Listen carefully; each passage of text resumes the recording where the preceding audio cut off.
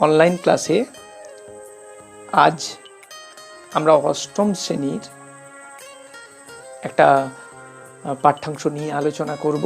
একটা ঘটনা বলি। ধরো তুমি তোমার কোনো বন্ধু দুজন দুটো সাইকেল নিয়ে যাচ্ছ, যেতে যেতে হঠাৎ কোনো কারণে দুজন পাশাপাশি চলে এলে। আসার পর তোমার পাশের বন্ধুটি সাইকেল থেকে পড়ে গেল। তুমি তাড়াহুড়োর মধ্যে গিয়ে তাকে সাইকেল সমেত তুলে আনলে, দেখলে তার হাঁটু বেয়ে রক্ত পড়ছে, পায়ের অনেকটা অংশ ছড়ে গেছে। তখন তুমি কি করবে? সঙ্গে সঙ্গে পাশ থেকে লতাপাতার বা কোনো ধরনের পাওয়া যায় সেই জাতীয় উপকরণ এনে তার পায়ে লাগানোর চেষ্টা করবে? এটাই তো স্বাভাবিক। কেন করলে তুমি? কারণ সেই ছাত্রটি তোমার বন্ধু, সেই ছাত্রটি তোমার প্রিয়জন। তো ফলে একজন মানুষ হিসেবে হঠাৎ তোমার মনে হলো এ আমার সঙ্গে যাচ্ছিল, পড়ে গেল, আমি একে ফেলে দিয়ে চলে যেতে পারি না, এর পাশে থাকা প্রয়োজন, পাশে দাঁড়ানো প্রয়োজন। আমাদের শক্তি চট্টোপাধ্যায় নামে প্রখ্যাত আধুনিক কবি, তিনি এমনই এক দাঁড়ানোর কবিতা লিখেছেন। সেই কবিতাটি আজ তোমাদের পড়াবো। কবিতার নাম দাঁড়াও।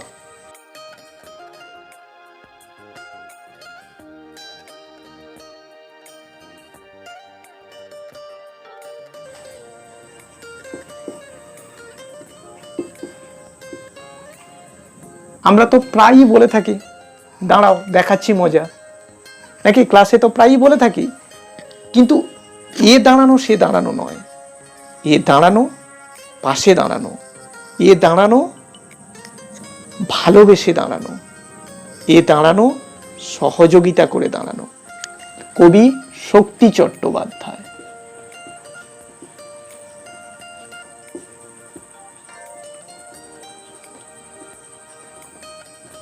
আজকের যুগের অত্যন্ত গুরুত্বপূর্ণ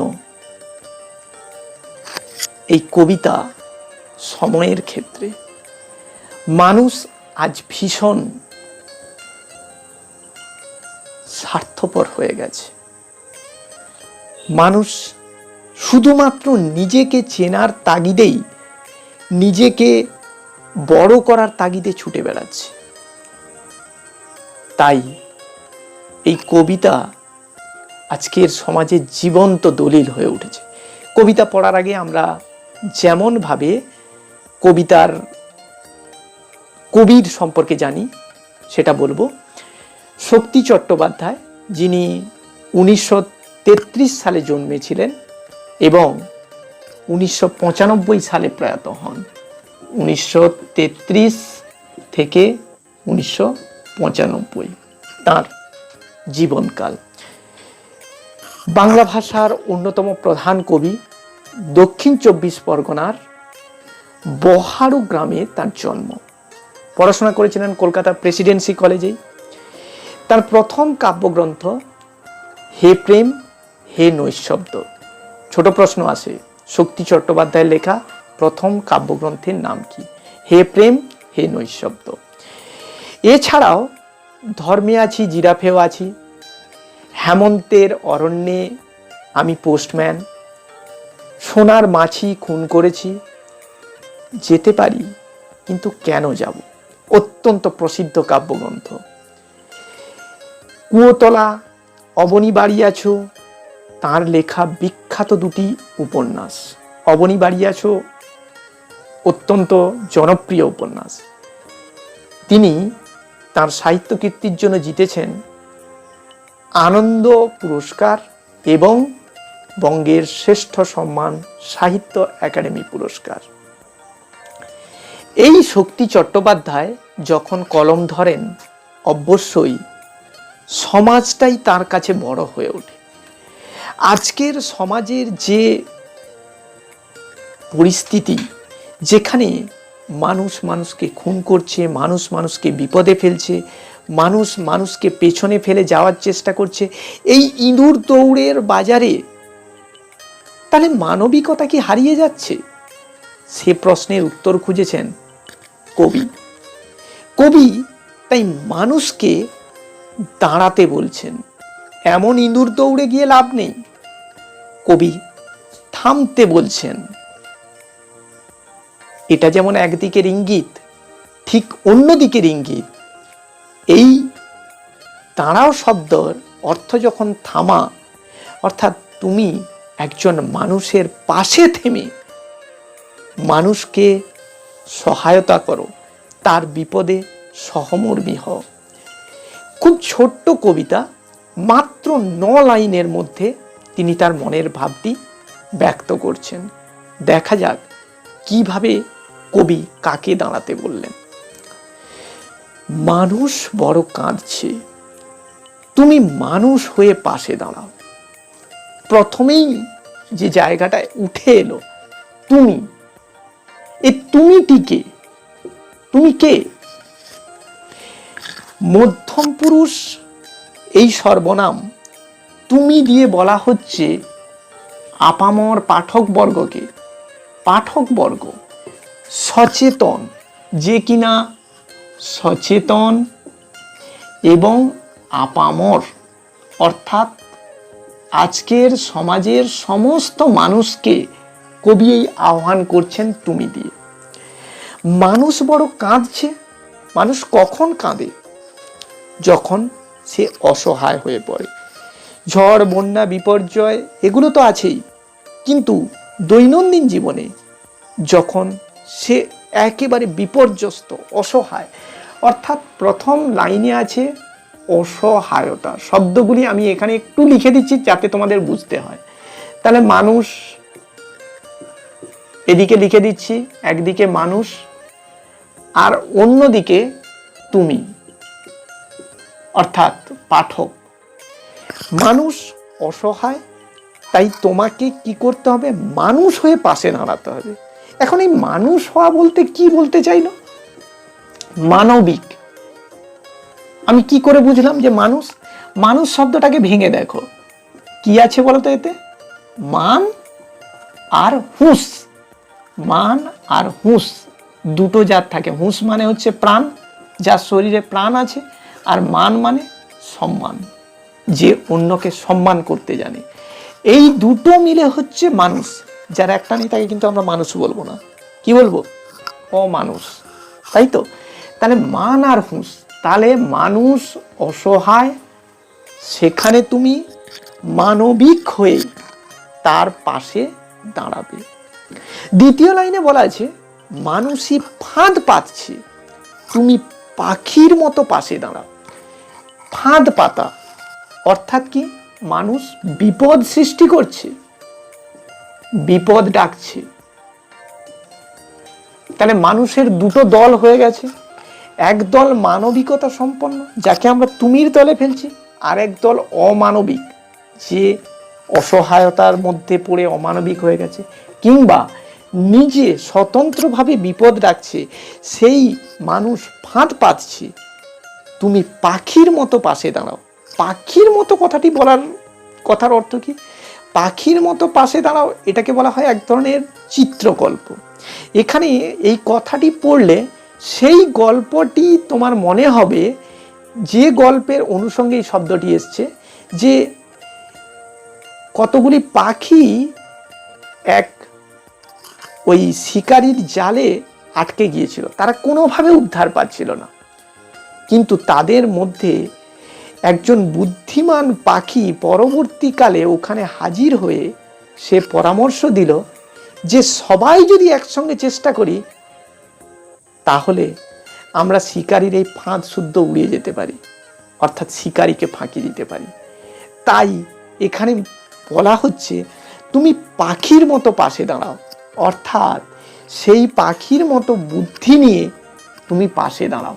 অর্থাৎ তোমাকে বুদ্ধিদীপ্ত হতে হবে, বুদ্ধিদীপ্ত। যেখান থেকে তুমি কি করতে পারবে, দূর থেকেও পাশে দাঁড়াতে পারবে, দূর থেকে পাশে দাঁড়াতে পারবে বুদ্ধিদীপ্ত হয়ে।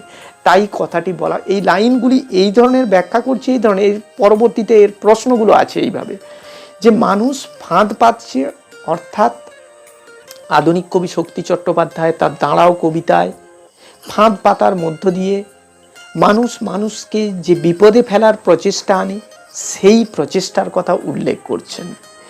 অর্থাৎ একজন মানুষ তার মানবিকতা হারিয়ে অন্যকে বিপদে ফেলার চেষ্টা করে, এমতো অবস্থায় মানবিক হয়ে পাখির মতো, অর্থাৎ সুচতুর বুদ্ধি নিয়ে দূর থেকে মানুষের পাশে দাঁড়িয়ে মানুষকে রক্ষা করতে হয়।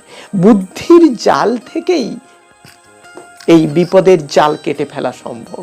তাই কবি বললেন যে তুমি পাখির মতো পাশে দাঁড়াও, মানুষ বড় একলা, তুমি তাহার পাশে এসে দাঁড়াও। আহা, কি সুন্দর কথা।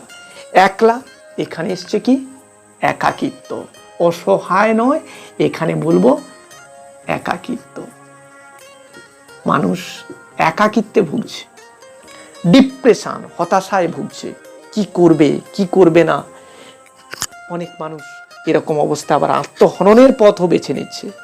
তাই তাদেরকে যদি রক্ষা করতে হয়, তাহলে তোমাকে তাদের পাশে সহানুভূতিশীল হয়ে দাঁড়াতে হবে, সহানুভূতিশীল হয়ে তাদের পাশে থাকতে হবে। তাহলে তোমাকে মানবিক হতে হবে, তোমাকে বুদ্ধিদীপ্ত হতে হবে, তোমাকে সহানুভূতিশীল হতে হবে। যেমন ক্ষেত্র দেখবে, তাই তেমন ভাবে দাঁড়িয়ে আজকের সমাজকে উদ্ধারের জন্য প্রচেষ্টা চালাতে হবে। প্রথম প্যারার 3টি লাইন শেষ, এবার দ্বিতীয় প্যারা। তোমাকে সেই সকাল থেকে তোমার মতো মনে পড়ছে। সকাল থেকে কথাটি অত্যন্ত তাৎপর্যপূর্ণ। সকাল থেকে বলতে কি, অর্থাৎ এখানে সকাল শুধু সময় নয়, দিনের শুরু নয়, সৃষ্টির শুরু। যে সৃষ্টির শুরুতে মানুষ ছিল নির্মল মন সম্পন্ন, মানুষ মানুষের পাশে দাঁড়াতো, মানুষ মানুষকে সাহায্য করত, সেই কথার ইঙ্গিত রয়েছে সেই সকাল থেকে কথাতে। আর তোমার মতো মনে পড়ছে, অর্থাৎ একেবারে মানুষের মতো মানবিক হয়ে মানবিক দিকটির কথা মনে পড়ছে কবির। সন্ধে হলে মনে পড়ছে, অর্থাৎ সেই সময় যেমন মানুষ ছিল, সন্ধে হলে, অর্থাৎ যখন আবছা এই বিপদগুলো আসছে, আবছা অন্ধকারের মতো কালো দিনগুলো আসছে, তখনও মনে পড়ছে। রাতের বেলা মনে পড়ছে, অর্থাৎ রাতের বেলা তো মনে পড়া স্বাভাবিক, রাত মানে অন্ধকার, বিপদের দিন, তখন এই মানুষকে তো মনে পড়বেই, কারণ তার মানবিক দিকটা সেই সময় সবচেয়ে বেশি প্রয়োজন। তাহলে প্রথমে আমরা দেখছি সৃষ্টির আদিতে, যেটা সকালে বলা হয়েছে, সৃষ্টির আদিতে বলা হয়েছে সকালে। বিপদের শুরুতে, শুরু কথা অর্থে ব্যবহার করা হয়েছে সন্ধ্যা,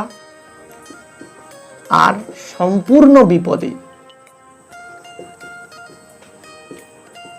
অর্থে ব্যবহার হচ্ছে এখানে রাত্রি। এই 3টি অবস্থা ভিন্নভাবে এখানে ব্যাখ্যা করা হয়েছে। একদম সৃষ্টির আদিতে মানুষ ছিল অত্যন্ত মানবিক, কোমল মন সম্পন্ন, সহানুভূতিশীল এবং একে অপরের সাহায্য করার জন্য উদ্গ্রীব। পরবর্তীকালে বিপদ আসার সঙ্গে সঙ্গে মানুষ শুধু নিজের দিকটা আস্তে আস্তে ভাবতে শুরু করছে। আর শেষে রাত্রির অবস্থায়, অর্থাৎ যখন ঘন অন্ধকার তার সামনে ঘনিয়ে আসছে, তখন সে ভালো করে মনে করছে মানুষের সেই অবস্থাটাকে, যেখানে কিনা একজন মানুষ তার পাশে থাকলে খুবই ভালো হতো। তাই বলল যে রাতের বেলা মনে পড়ছে, মানুষ বড় একলা, তুমি তাহার পাশে এসে দাঁড়াও। অর্থাৎ প্রথম প্যারার সেই 3 নম্বর লাইন, দ্বিতীয় প্যারার 3 নম্বর লাইন এক হয়ে গেল। অর্থাৎ মানুষ একাকিত্বে ভুগছে, তুমি সহানুভূতিশীল হয়ে পাশে দাঁড়াও। বারবার এই কথা উদ্ধৃতির মধ্য দিয়ে সমাজকে বার্তাটা দিতে চাচ্ছেন কবি, মানবিক না হলে সমাজ রক্ষা পাবে না। মানবিক মূল্যবোধ দিয়ে সমাজকে বাঁচাতে পারে। মানুষ তার মানবিক মূল্যবোধ হারিয়ে ফেললে তার মনুষ্যত্বের কিছু থাকে না। 3 নম্বর প্যারা, এসে দাঁড়াও, ভেসে দাঁড়াও এবং ভালোবেসে দাঁড়াও। তাহলে এসে দাঁড়াও বলতে অর্থাৎ পাশে থাকা, পাশে থাকতে বলছেন, পাশে থাকো। ভেসে থাকো মানে ভরসা দাও, ভরসা দাও। আরেকটি কি বলেছে? ভালোবেসে দাঁড়াও, ভালোবাসা দাও। বোঝা গেল যে মানুষের মূল জিনিস, মানুষের পাশে থাকো, ভরসা দাও এবং তাকে ভালোবাসায় ভরিয়ে দাও। জীবে প্রেম করে যেই জন সেই জন সেবিছে ঈশ্বর। এই ধরনের বাক্য তো আমরা বারবার উচ্চারণ করে থাকি। তাহলে সেই মহামানবদের উক্তি, সেই জেসাস খ্রাইস্ট যাকে ক্রুশবিদ্ধ করা হচ্ছে, মানব প্রেমে মাতোয়ারা হয়ে তিনি কিন্তু সেই অবস্থায় বলছেন, হে ঈশ্বর এদের ক্ষমা করো, এরা কি করছে এরা জানে না। সেই মানুষ, সেই শ্রেষ্ঠ মানুষ যিনি মানবিকতায় শ্রেষ্ঠ, দয়া, ক্ষমা, মহত্বে সকলের মধ্যে শ্রেষ্ঠ হয়ে উঠেছেন। তাই এসে দাঁড়াও, ভেসে দাঁড়াও এবং ভালোবেসে দাঁড়াও, এই 3টি শব্দ ব্যবহার করা হয়েছে পাশে থাকো, ভরসা দাও, ভালোবাসা দাও অর্থে। মানুষ বড় কাঁদছে, তুমি মানুষ হয়ে পাশে দাঁড়াও। অর্থাৎ সেই কবিতার প্রথম লাইন, বারবার এই উক্তি করা হচ্ছে, অসহায় হয়ে গেছে আজকের সমাজে মানুষ, তার পাশে তুমি মানবিক হয়ে দাঁড়াও। আর অবশ্যই 3য় লাইনের শেষেও সেই একটা লাইন, মানুষ বড় একলা, তুমি তার পাশে এসে দাঁড়াও। কবির এ ধরনের মানবতাবাদকে কুর্নিশ করে লেখা কবিতা আমাদের গায়ের রোম খাড়া করে দেয়। সত্যি সমাজ কতটা বিপন্ন, আজ থেকে কত বছর আগে এই কবি বুঝতে পেরেছিলেন। তাই সমাজের কাছে, সমাজের মানুষের কাছে আন্তরিক আহ্বান, মানুষ বড় একলা, তুমি তাহার পাশে এসে দাঁড়াও। পাশে দাঁড়ানোর এই বার্তা তোমাদের সামনেও রাখছি। সুকোমল মনগুলি আরো পবিত্র হয়ে মানবতার এই বন্ধনে আরো এগিয়ে আসুক, এই আশা রেখে কবিতাটা শেষ করছি। এর প্রশ্নগুলো তোমরা করার চেষ্টা করবে, যে প্রশ্ন পারবে না সেটা আমাকে লিখে জানাবে, আমি যথাযথভাবে তার উত্তর দেওয়ার চেষ্টা করব। আজকে এখানেই শেষ করছি।